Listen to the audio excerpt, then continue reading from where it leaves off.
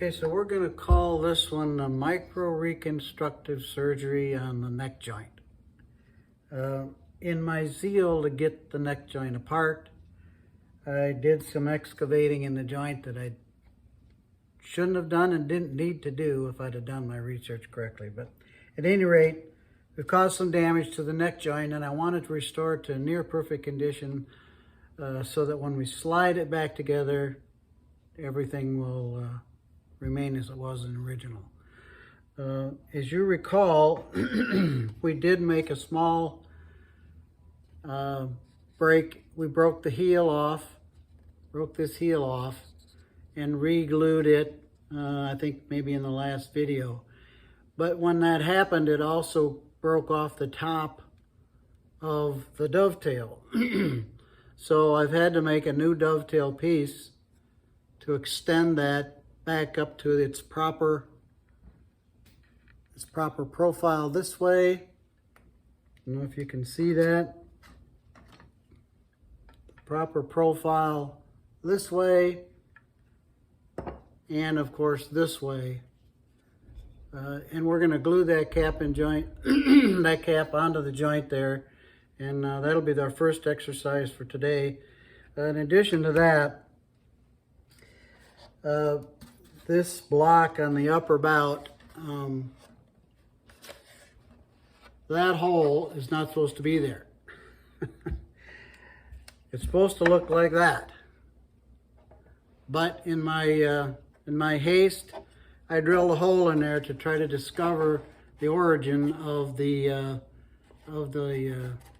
dovetail joint so I could drill through it. Little did I know I didn't have to do that. I could have gone to the other side. But at any rate, so there is some damage there that we're going to have to fill up. And I'll show you how we go about that. But the first thing we want to do, I'll move the camera down here. We want to glue the cap on the heel of the neck joint there. So I'm going to move you down this way so we can see what we're doing on this neck joint. We're just going to take a little glue. I've got the clamps already. Get plenty of glue on the joint.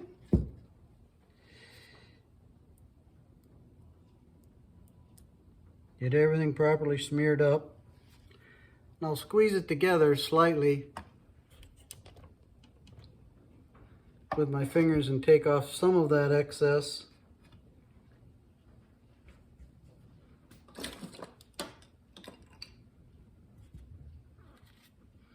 So that we don't have to worry about sanding it or cutting through it later.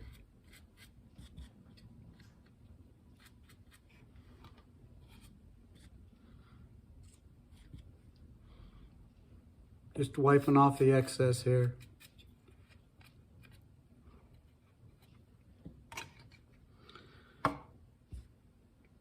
Okay, so we're going to put a clamp or two on this thing now.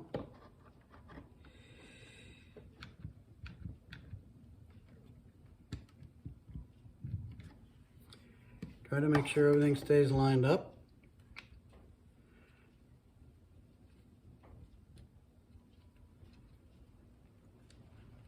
As closely as we can.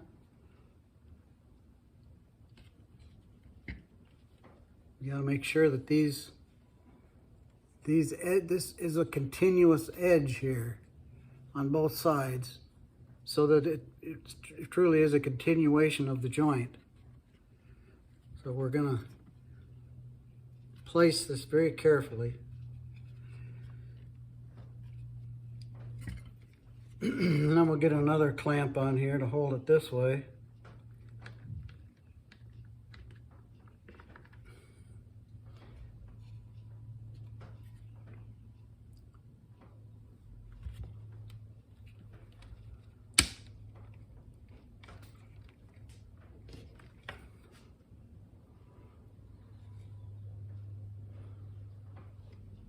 Okay, that's a pretty flush on both sides, so I think I'm going to leave that.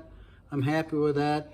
We'll glue that overnight, and that should be a completion of the top of the dovetail. So that part of the repair, the micro repair inside the joint, is done. We did that so that we got maximum gluing surface. This is the gluing surface part of the dovetail. I don't know if you can see that.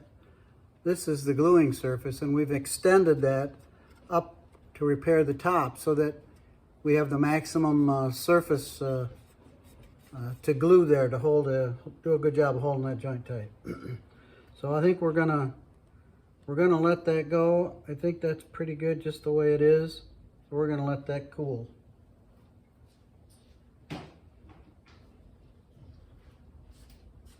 The next thing we want to do is try to do something with this big ugly hole that I made in the top of that neck block. And I've made an oversized piece of the dovetail to put up inside of here as sort of a dam. Now, the piece that I've just pushed in there represents the dovetail on the fingerboard itself. But the annular space around it is what has to be refilled, which I've erroneously taken out. And we're going to do that with a wood putty, an aliphatic resin-based wood putty. The reason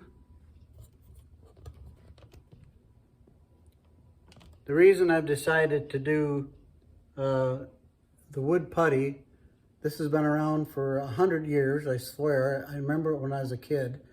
It's a powder, but it's aliphatic resin based, which means you mix it with water and it sets up rock hard. Now, it just so happens that Titebond is also aliphatic resin based. And my concern was that if I tried to do, you all may know of the little trick where you mix sawdust and super glue, it absorbs it, turns hard, turns into a hard lump. So my first thought was to filter powdered sawdust down into that annular space until it was full, tamp it down, and then put a few drops of CA glue in there, and it immediately seize up and fill the joint, and I could take my little dam piece out of here. And I've wrapped that with cellophane, so as you can see, it falls right out. It's wrapped with cellophane tape so that none of the glue or none of the product that I put in there is going to stick to this block. But I did an experiment and I discovered that I put CA glue on a couple pieces of wood, let it dry, and then glued those pieces together with Titebond. Well, lo and behold, there was a very weak joint and I could just pull it apart. So Titebond, which is an aliphatic base, does not adhere well to CA glue. So by using a putty that is aliphatic resin based and a glue for the final assembly of the neck joint that has an aliphatic base, we're sure to get a good bond and good hold. Now this putty dries rock hard, and it is machinable and manageable so that we can shape it and mold it if we have to, but it'll dry very hard and it'll stick very well to the wood surface surrounding it. Now, just as an extra insurance, I'm going to take some of the Titebond and I'm going to paint these little inside surfaces down so far with Titebond glue. And then when the Titebond based filler hits that glue coating, it's going to glue itself because it's going to amalgamate itself right into the putty. So we should get a very stable, very firm joint out of that process. So I'm going to put you on hold. I'm going to mix up some of the putty and we're going to go about trying to fill this annular space. Okay, now we're back. We're going to paint the inside of the joint with a little of the Titebond glue. I'm going to water it down. I just want a little watery coating of glue on this surface inside the top of the joint. where the filler is going to come in contact with the wood. Now I've wrapped the plug with a little cellophane tape so that if we do get the glue a little too far down, it's not going to glue in my temporary plug that's meant to hold the putty in place. It's sort of a dam that's going to be built up to hold that putty in place till it sets.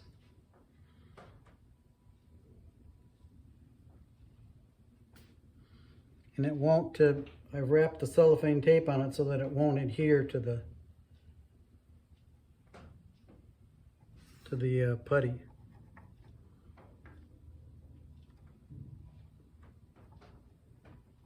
Okay, I don't know if you can see, but I've painted the inside of this joint around the annular space here with watered down Tite Bond, just to give it a little, like a primer coat, so that the wood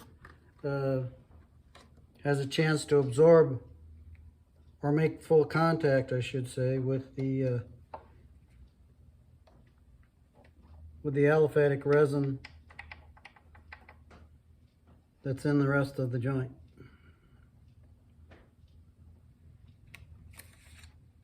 Okay, now we're going to take our plug, which is wrapped in cellophane. I don't know if you can tell that in the picture, but it's wrapped in cellophane tape. And it conforms to the joint perfectly, so we slide it up, and we're going to tap that into place so that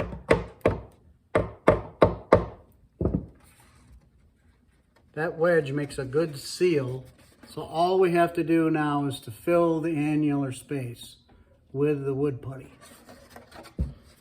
You see we got good tight seal, so none of the glue is going to run down into the joint. And the cellophane is sort of acting like a gasket, because remember, it's wrapped around the plug. And just for a little insurance, I'm going to put a clamp on this plug so it doesn't fall out in the middle of the process.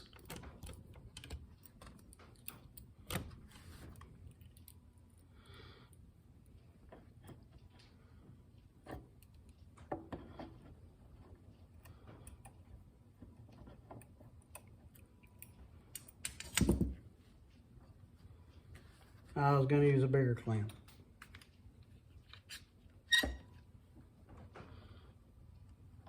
There we are. So we know that the joint, the plug, which is going to dam up the wood filler, is not going to slip out of place. I'm going to put you on hold and see if I can zoom you in a little bit. Okay, I hope you can hear me. I'm going to start packing this joint with wood filler as best I can.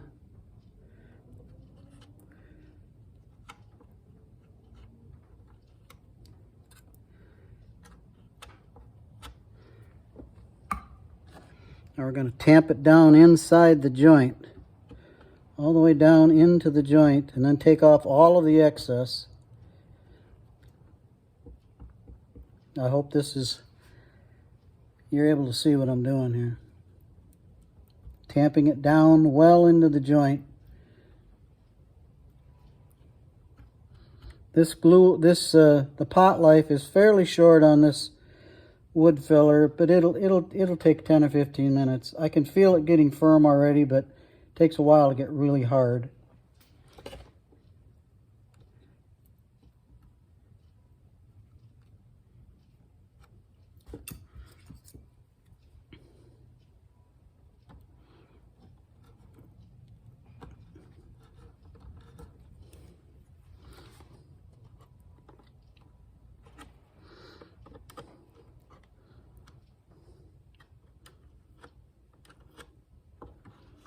Working it down into the joint as hard as I can.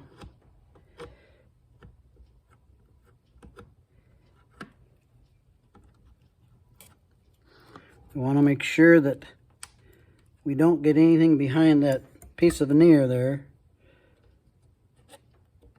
because that veneer's got to glue up close.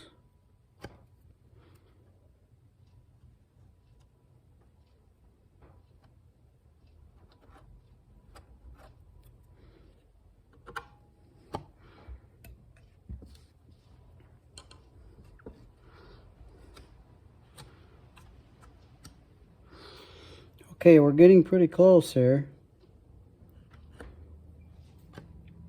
Now if we pull this joint apart and find out we didn't go as good as we thought, we can always put it back and put in a little more.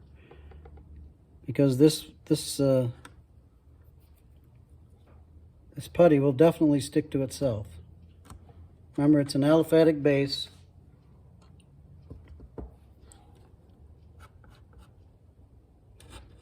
Similar to